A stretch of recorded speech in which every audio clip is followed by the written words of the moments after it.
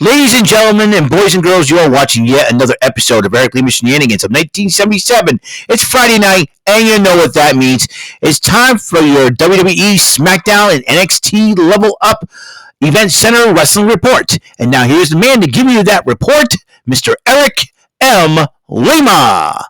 Thank you very much, Mr. Announcer, sir, for this for that lovely intro, and welcome to yet another episode of Lima Shenanigans, 1977, episode number 1737 of the show, and we're going to be talking about what happened last night on SmackDown.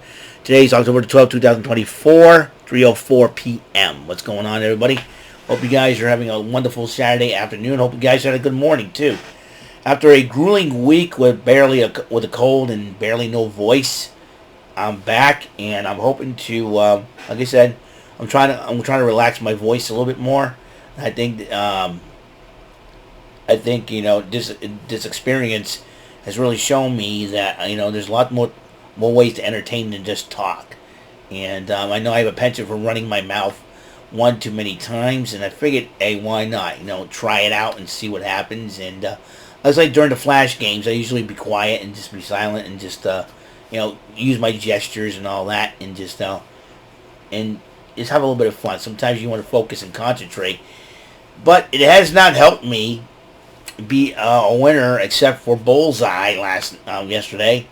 I had a losing record on Tic-Tac-Dough, losing record on Joker's Wild, although high rollers don't count for me, but also I lost on Pressure Luck this past Thursday as well. So it's like one of those things, man, you know what I mean? But I always bounce back in the end, though. But I figured, you know, I'll try to talk and, you know, be entertaining and do my best on here. It's really, really, very important that I do so. And, you know, we'll see what happens. You know what I mean? It has not been an easy ride this week. I'll tell you that much. So let's get right into it. Let's see. It kicks off with Jimmy Uso, the returning Jimmy Uso, addressing the Greenville, South Carolina crowd. As you know, my good friend Jordy Scow wasn't in attendance with his father on SmackDown, and it was also addressing his little brother Sol Sikoa, which it was the main event matchup. But two brothers going to go at it. But then Roman Reigns interrupts Jimmy Uso and responds to Jimmy, and then he says, "We know who we need." And then everybody started going to yeet, and they think of Jey Uso. And he says, no yeet. And I think he doesn't believe that Jey Uso will come back to the fold. But, you know, I think Jey Uso could be at a crossroads. But right now, he is the Intercontinental Champion over on Raw. So, you know, I think Jey Uso's enjoying success there. We shall see what happens down the road there for sure. And then Jimmy goes, looks at, you know, you may be the tribal chief, but you're a chief without a tribe, man. And then he answers back and basically walks away, makes Roman Reigns stink. So, and then the United States title was on the line, LA Knight versus Carmelo Hayes. Andrade was watching the match from ringside and basically distracted Hayes long enough for LA Knight to defeat him to retain his title, and Andrade was taunting Hayes after the matchup. And Jimmy Uso was talking to Cody Rhodes and says, hey, listen, I got a lot of respect for you, man. You know, then Cody Rhodes nodded his head.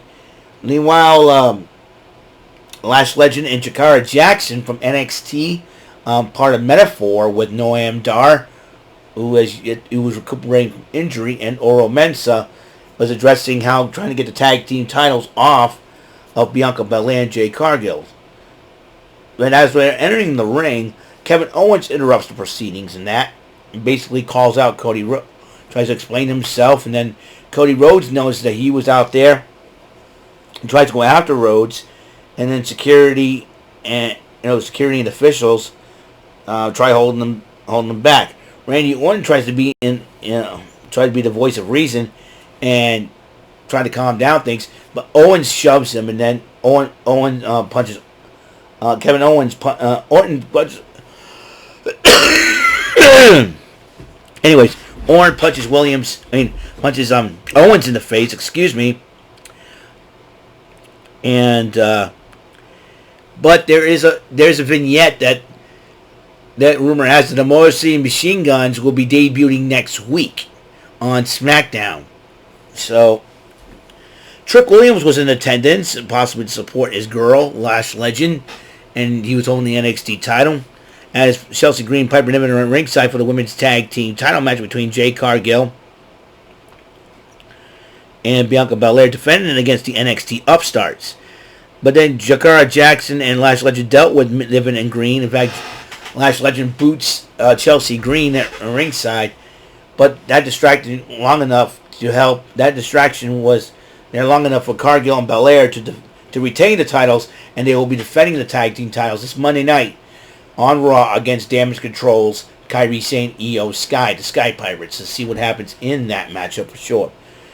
Randy Orton and Nick Aldis, they're trying to calm down Cody Rhodes. They listen, we understand, that, and Cody Rhodes has known Randy Orton so, and I know it's the reason. So,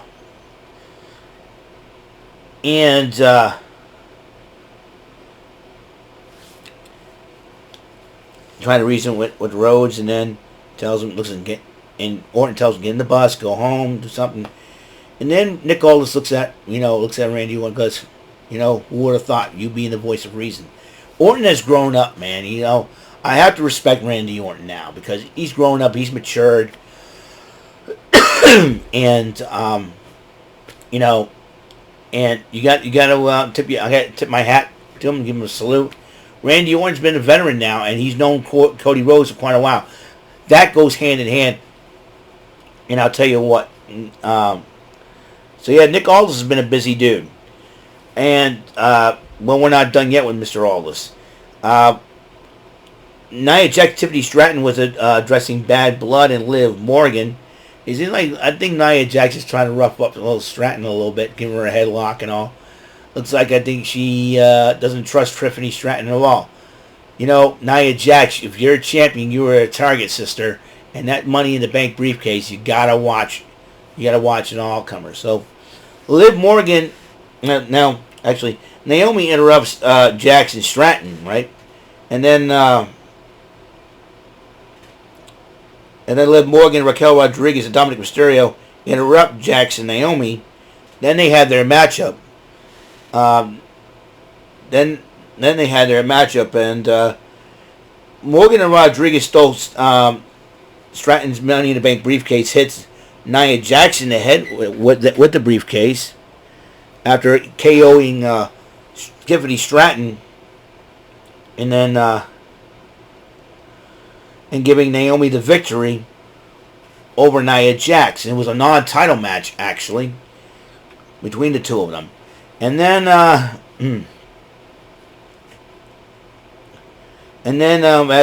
as Raquel Rodriguez, Liv Morgan, and Dominic Mysterio about to retreat, Rhea Ripley comes out, goes after Raquel Rodriguez, and and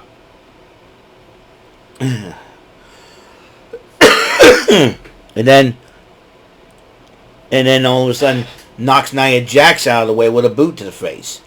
So that's going to be something. Carmelo Hayes did confront Nick Aldis about Andrade, and he goes, I'll tell you one thing, he won 3 matches, he's won 3 matches. One more match, and whoever wins, maybe he gets another shot at the United States title. And then Legado del Fantasma confronts Aldis. What about, it ain't just about me. How about Electro Lopez, and how about Los Garza? You know what? And then Nick Aldis goes, Los Garza is going to have a match against a team of my choosing, and a team next week. And take it from me, they are good. It seems like all signs point to the Motor City Machine Guns on their way to SmackDown. Los Garza will be their opponents. That's going to be something. And then Solo Sikoa addresses Jimmy Uso, and then he claims that Jimmy Uso will acknowledge him after the night's over. And then DIY and the Street Profits were arguing about who should be the number 1 contender for the tag team titles, and then Nick Aldis says, I'm signing the team, they're coming here next week. Again, Motor City Machine Guns, they're going to upend the tag team division over on SmackDown.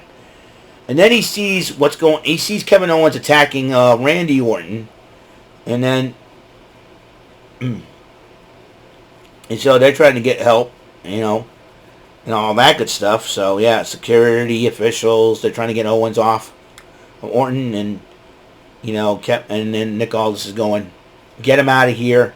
So the main event, Solo Sikoa versus Jimmy Uso, and Jacob Fatu and the Tongans got involved during the matchup, and giving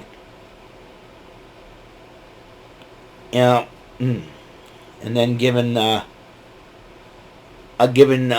Sikoa an opportunity to beat his older brother Jey Uso to win the matchup. Then Roman Reigns comes back out, runs the Bloodline Gauntlet and then the Bloodline attacks them 3-on-2. Actually 4-on-2. And then afterwards, Jimmy Uso did tell Roman Reigns, we need help. Where's the help going to come from? Where's The Rock? Nobody's mentioned The Rock all night. Well, we'll find out. I'm sure The Rock's not very happy about not being mentioned on the show that he invented, SmackDown. So we shall see about that. So, that's it for episode 1737. The next episode, we'll talk about AEW Rampage, the final Rampage, before tonight's Wrestle Dream. Alright, so until the next episode comes rolling around, Mr. Announcer, take us home.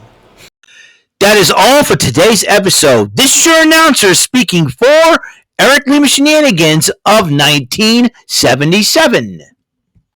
A Big Beefy E, do it for Bob Saget Productions, and in association with A Raven Bofa Telepictures and Distribution. Thank you for watching today's episode.